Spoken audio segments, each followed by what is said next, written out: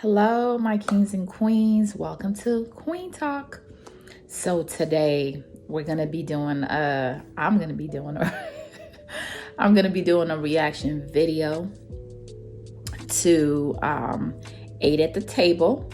They had a discussion about double standards, and I think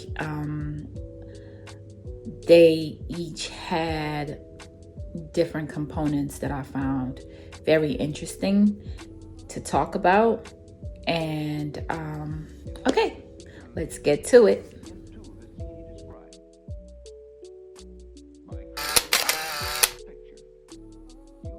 It boils down to the man's perspective on how a woman should value her body, right? Because at the end of the day, she's giving her body to a man. Now, she is the one that needs to value her body, of course, but she has to think of it as her future partner's perspective. So let me give you an analogy, right? Just because I want to sell a sneaker for $1,000 doesn't mean the sneaker's worth $1,000 and people are gonna buy it for $1,000. So I gotta know what I have, and I gotta know how to treat it and put a price point on it for whoever is my consumer. So on the flip end, if I'm a woman, right, and I value and respect my body by taking care of my body, but I'm sleeping with multiple men, right? But then I want a man that's gonna respect me, then you have to know what that man respects. So realistically, his opinion is how she should value her body, which so basically goes to the man. So what I'm trying to understand is like, because she gave her body away to different men, she don't value her body. Yes. But men could go around and have sex with whoever they want. After listening to Rico, I'm going to try my best to break down some of the gems that I believe that he hit in his explanation. And the first and very most is that a man's perspective is very important. A man's perspective on how a woman should value her body is very important. And it dates back to when men paid a dowry to her father, for her hand in marriage. And that dowry was paid in a contract that daughter was a virtuous woman, was a virgin. And that family was compensated very well for their daughter being a virgin. And this dates back to many customs in Nigeria, in Africa, different parts of Africa like Nigeria. And I know that also it dates back to England as well. A man used to pay the family when the daughter that he was pursuing was a virgin, and the family was compensated by that, keeping her virtue. And it's important that a man feels as though he's getting the cream of the crop, and not something that was easily had by let me not be dramatic, but by many men within the community. It devalues her as she is touched and accessed by many men in the community. And how a woman presents herself says a lot, regardless of what feminism and our body, our rights have to say. How we present ourselves says a lot to who we are and what we're trying to portray to society. And men are very visual creatures. When we first meet somebody, We don't know their internal. We don't know anything else about them, but just looking at them gets our attention. You know, women, we might look at a man and be like, oh, he fine, he dresses nice. You know, that's the first thing we see as well. But a man, you know, he's immediately attracted to what he sees. Your dressing, you know, your shape. Are you in shape?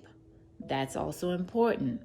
You know, how you upkeep yourself is highly important, regardless of the whole fat shaming, whatever else, or how I dress, it's not how I am type logic, which is very backwards, because how you dress is a representative of you. Before someone speaks to you to know you, they look at you, and that's the first thing they see. So if you're dressing very similar to prostitutes and the hookers or strippers, what a man sees is what he perceives. So dressing, how you dress is very important, ladies. We have to take very account and value how we dress, and value what representative are we putting out there for men, because we attract what we are. You know, if you're dressing as such, you will get that attention.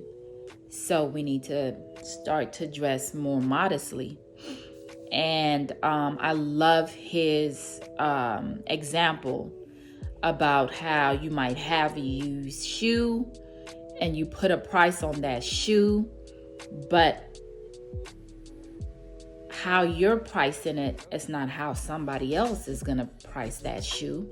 You might think that shoe is worth, let's say your used shoe is worth $100 still, but somebody else who's your customer who's trying to buy that product might think, oh, that shoe was worth $35 to me.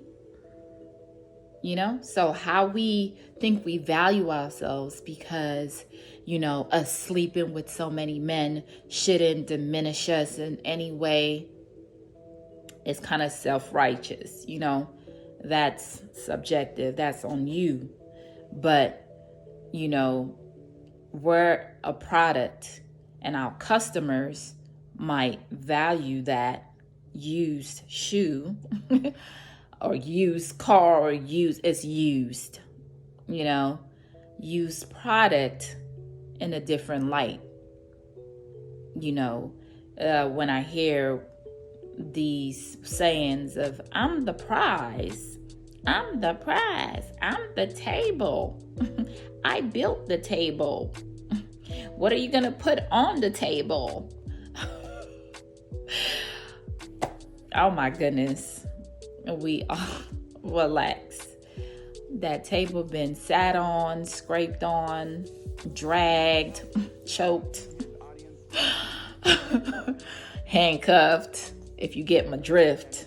So relax with all that, and please humble thyself, and you know what you're bringing, you know. And you know, I have to hit you guys with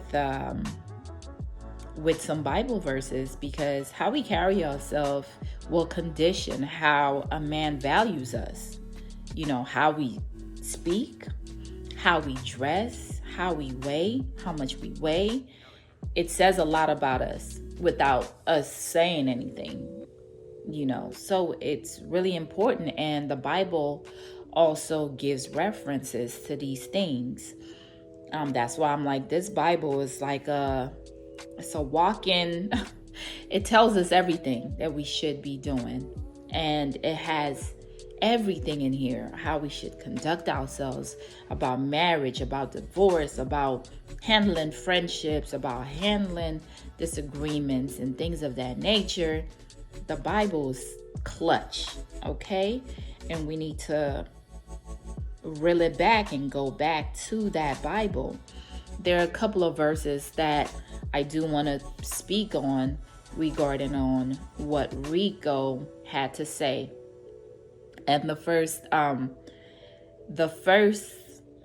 verse that I do want to say is that, women still think that they can do as men do. And that's wrong. We can't do as men do. We're built different. We're framed different.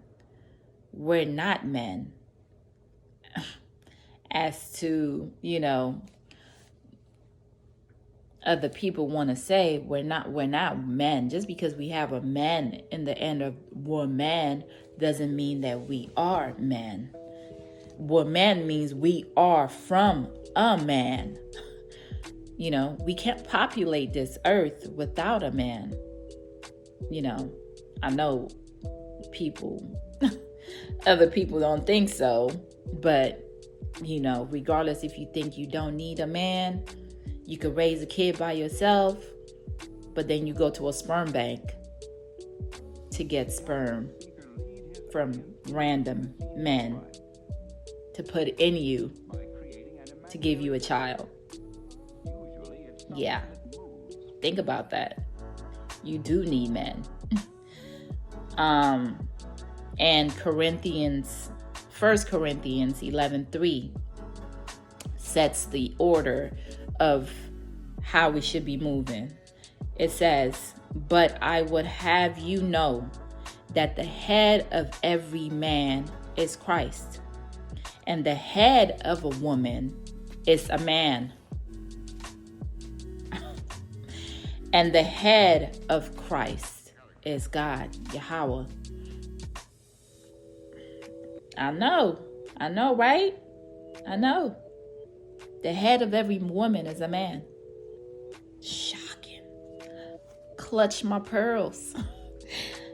It's true, ladies. It's true. We're not equal to a man, regardless.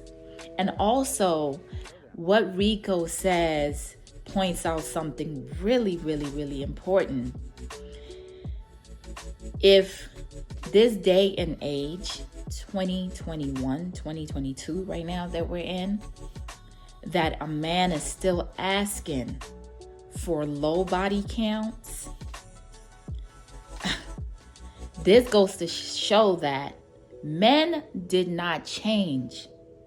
They are still the same men from centuries ago who valued a virgin, valued a woman of virtue, valued a woman who hasn't been touched, valued those things. Still in this day and age, men are still requiring that the woman that they want to spend their life with has at least a low body count.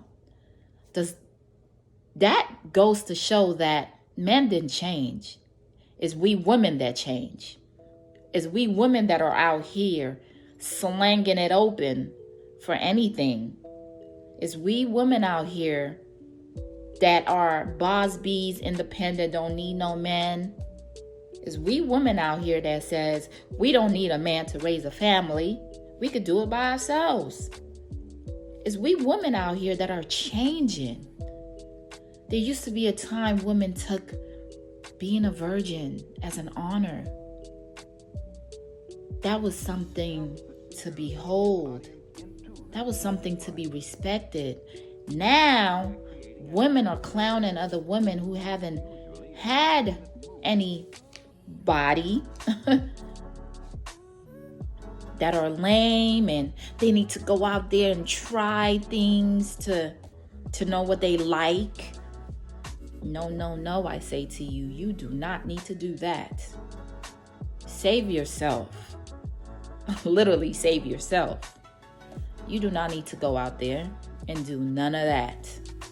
Don't need to have yourself ravaged to know what works for you. You do not need to know that. You know, it only takes one person to know what you like. You know, just because you're married to one person doesn't mean you just do one time. You guys could do that as many times as you want. But the best part is, it's honored by YAHAWA, by God. You guys could do as many ways you want to find out what each other likes.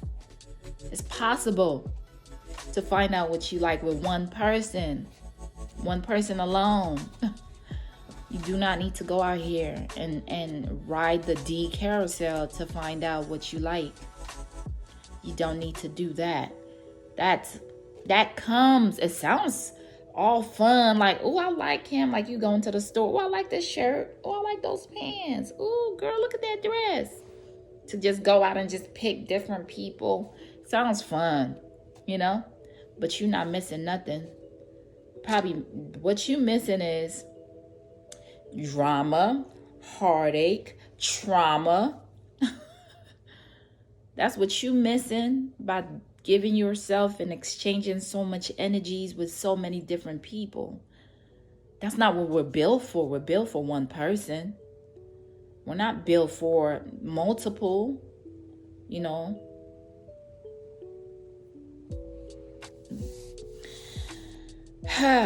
And men out here have to adjust to us wanting to be like them. Because we're the ones who change. We're not nurturers anymore.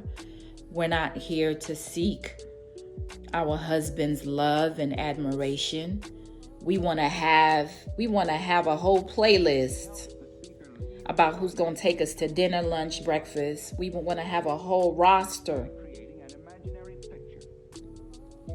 That's what men had to adjust to, because they stayed the same. Now they're trying to play the game with us, since we wanted to switch the script and not want to be the actual prize. Actually, we didn't want to go be a prize. We wanted to go out there and play, and actually play with the team. Go out there and play with the team. You know, it used to be back then, men used to, come for the women. You know, coming to your father to ask, it was something to be. It was something to be joyous about. That your daughter upheld the family and kept herself. You know. And I like to back that up with a script. Y'all about to be tired of me with this script, but this is who I am now. This is who I am, and I'm understanding how important this is. And whoever can hear my voice, please take hold of it. Proverbs 31:10, it says, "Who can find a virtuous woman? For her price is far above rubies." Let me read that one more time for the people in the back, just in case somebody missed it, because I think you over there. I don't think you heard that. Hold on. Proverbs 31:10. "Who can find a virtuous woman? For her price is far above rubies." Baby, sit down. Sit down. It ain't hot girl nothing. City girl nothing. Sit down. Sit down in your femininity. Sit down in your wifely nature.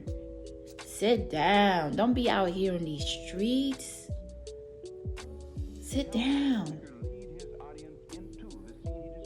Sit down. Exhibit those wifely characteristics so he can find you. You ain't got to be out here thotting half naked. effing every other male. You ain't gotta be out here doing all that. You don't gain anything by doing all that. So sit down. Be found early. Sis, be found early. So that you can have this kids early. Get married early. And in the book, in the Bible, it has rules and regulations for those dudes right now that we are out here dealing with who just want to F it and leave it, when in reality, sex consummates marriage. So you got to think about it. If sex consummates marriage, we've been married a couple of times. We don't need no ring. This is just westernized things. It's westernized. Rings and weddings and all that stuff is westernized stuff. This is just more money, more capitalism for old massa. But in the book, simple.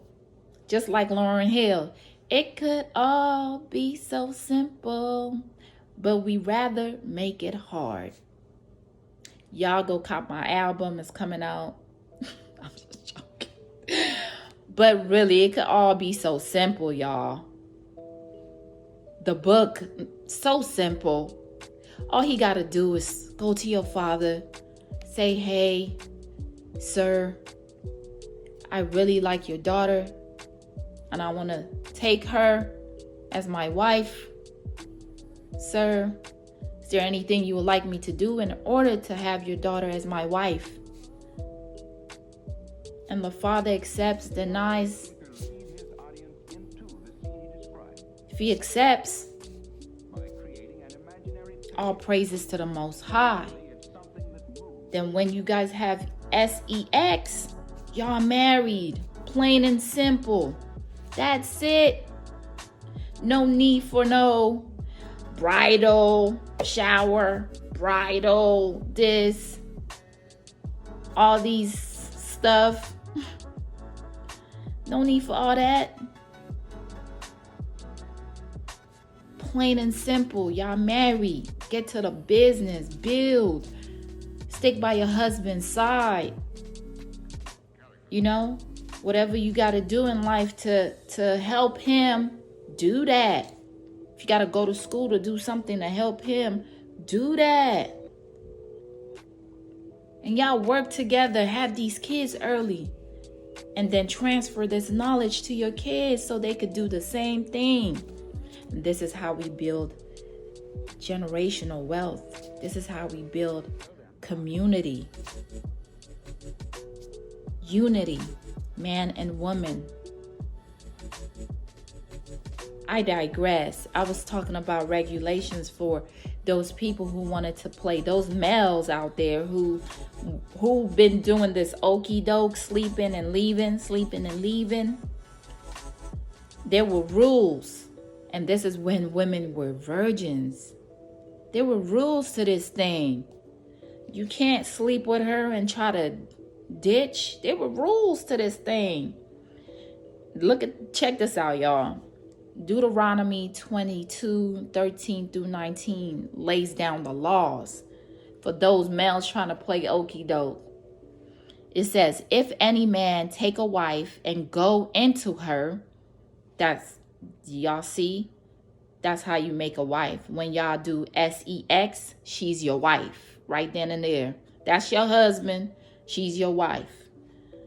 And hate her, that means he want to okie doke her now, and give occasions of speech against her, and bring up an evil name upon her, and say, I took this woman, and when I came to her, I find her not a maid, meaning not a virgin. He lying. Tell me why you lying. He lying. But check this out. Then shall the father of the damsel and her mother take and bring forth the tokens of the damsel's virginity. Ooh, they got receipts. Receipts used to be after they consummate the marriage. The damsel was a virgin, aka pop the cherry. Bleeding comes on the sheet, and the family holds that sheet for receipts, just in case Pookie want to say, oh no, she wasn't even a virgin, I don't want her no more, trying to play. They kept receipts. That sheet said, you popped her cherry, we got evidence, we got receipts, you can't play. Unto the elders of the city gate. And the damsel's father shall say unto the elders, I gave my daughter unto this man to wife, and he hated her. And lo, he had given occasions of speech against her, saying, I find not thy daughter a maid, and yet these are the token of my daughter's virginity. And they shall spread the cloth before the elders of the city.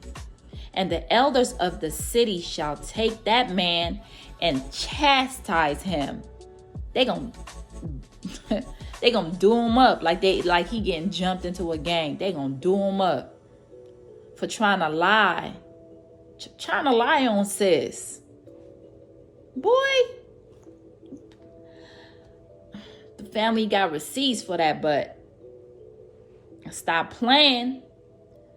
And they shall immerse him in 100 shekels of silver, and give them unto the father of the damsel, because he had brought upon an evil name upon a virgin of Israel.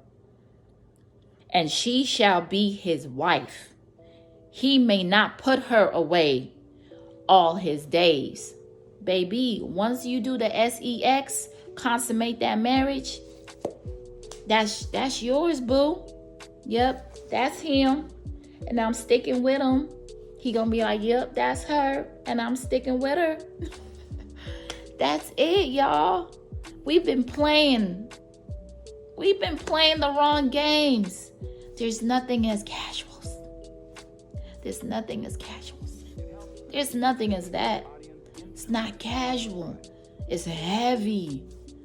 That thing is heavy. It unites two people to become one, to consummate the marriage, and it brings forth children to the world. Tell me, how is that light?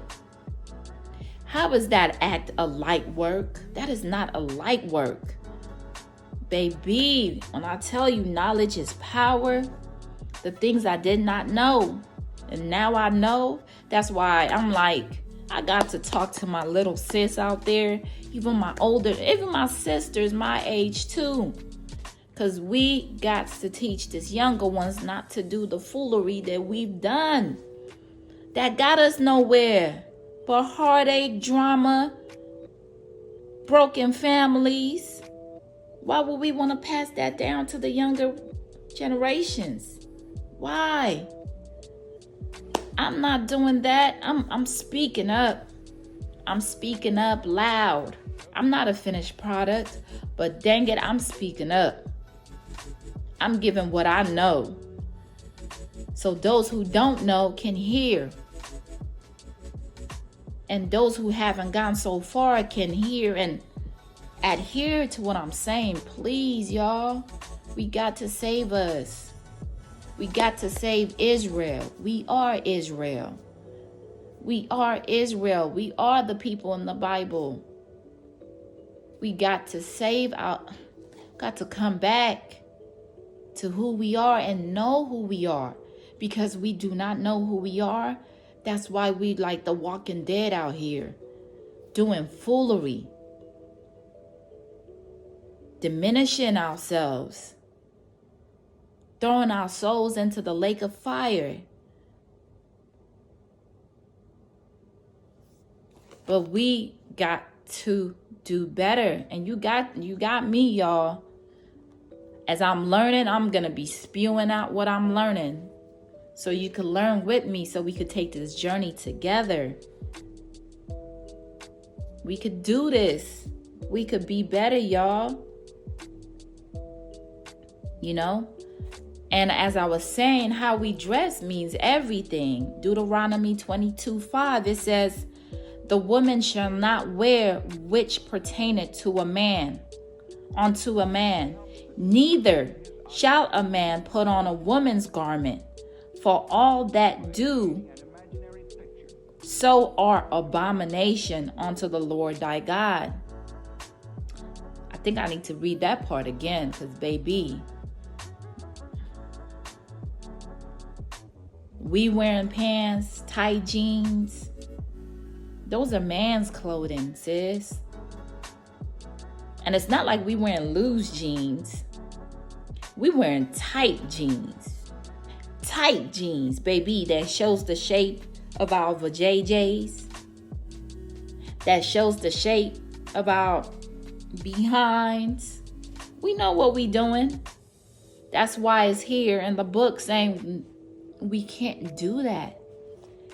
Dresses, long dresses,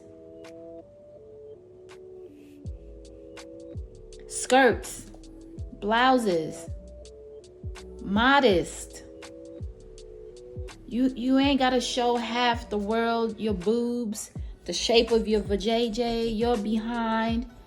You know what we're doing? We are entrapping our brother's soul into the lake of fire, filling them with lust, and then they come at us with that, and then we get mad, saying, why do you think I'm just gonna give him sex?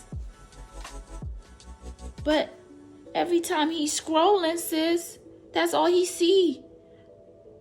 Every time he's scrolling, he's seen half naked, booty shots, boobs exposed, tight clothes, twerking, OnlyFans. That's not who we are. We're precious than that. We just doing what old Master used to do to our foremothers. Now we just doing it willingly, which is even sadder.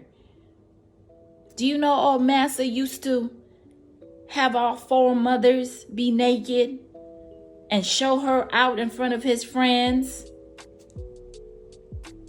so they could look at her body?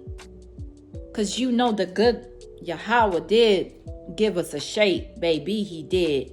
But he gave us that shape for our husbands and to bear children. But old Master used to display us like we were nothing. Like a piece of meat, a slab of meat just hanging. That's what old Master used to do. And now my good brothers are doing it to the sisters, our sisters. And now our sisters are just doing it willingly. Now we all about transaction. What can he do for me?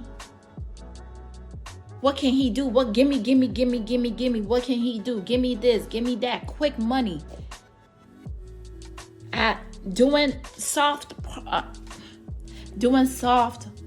prostitution. That's what we doing. Soft prostitution out here. Some people are doing hard prostitution too. But now we doing what old Master used to do to us willingly.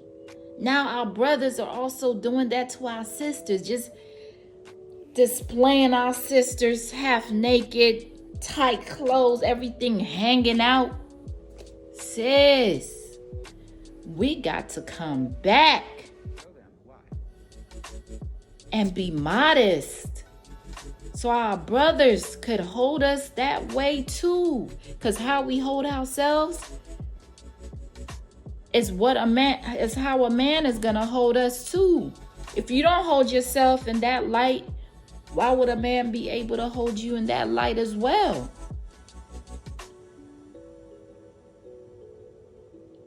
First Timothy 2:9, it says, in like manner also, that women adorn themselves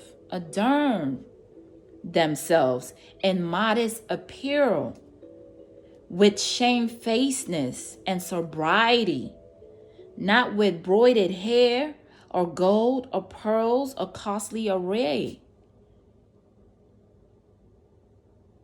We don't need that Gucci bag, sis.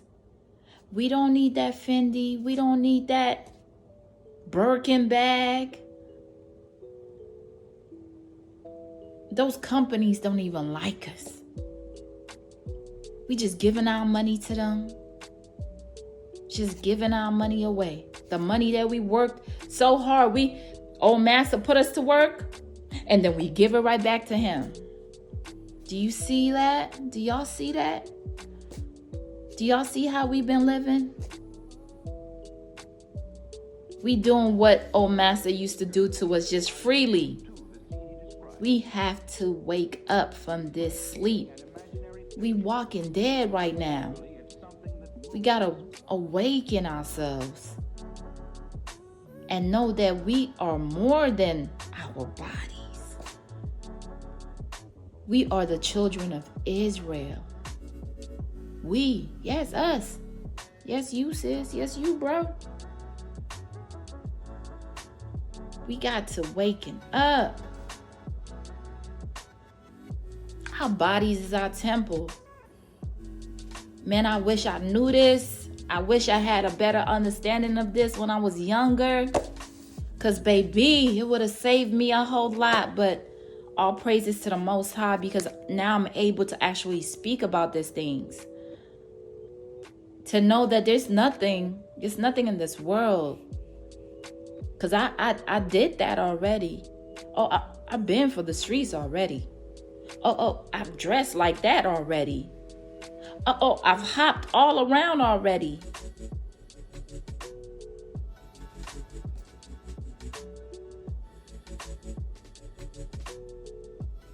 Didn't do nothing but heartache, strife, trauma.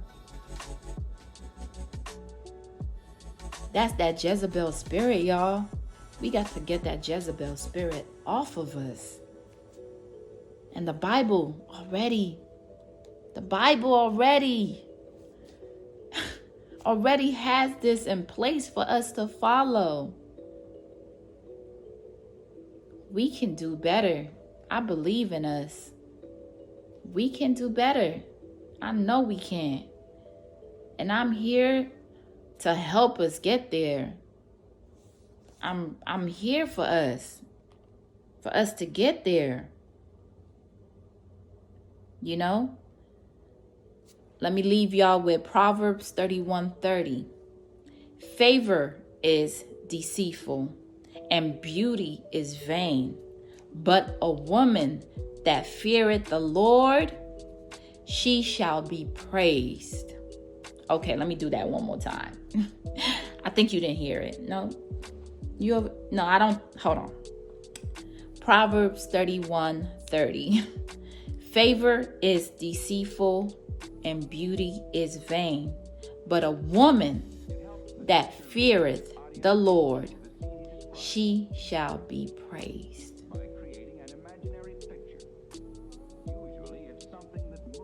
Oh, baby, I'm scared. I'm scared of the Lord. Because what's going on right now in this world, I'm scared. I do not want to be part of them 2/3. I am scared. Because I've seen and I'm choosing to wake up. And now I just want my sisters to wake up. It's greener over here, for real. It's greener on the other side here in this terms. In the biblical terms, it's greener over here. Because this world ain't it. It's burning. It's going. It's about to be over.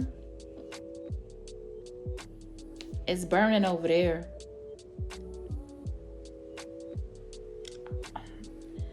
I just wanted to bring light. Because, take it back, 8 at the table. Shout out to 8 at the table. Rico, you really said something really beautiful. This is what caused this today. What caused this reaction, caused me to go into it a little deeper. And I hope that you guys, you women and men, were able to hear me and understand where I'm coming from. I do this out of love. I don't do this to put it down. I do this out of love. Tough love. I do this out of love. That's it. I just want us to wake up and walk right and be right. Because I know with change, we can move. They're scared of us. We can move mountains. They scared. That's why they want to sleep so bad. That's why they want to sleep so bad. That's why they keep putting shiny things in front of us. And we like little kids. And we like, ooh, getting distracted. That's why God said, keep those worldly things away. Put those worldly things aside. Because they blinding us. They blinding us from the path that he set for us. I just want us to wake up. It's a beautiful thing when you wake up. Not woke. When you wake up, it's a beautiful thing. Woke is just for popularity. But waking up is real. I love you guys. Thank you for listening to me. Queen Talk. Love you.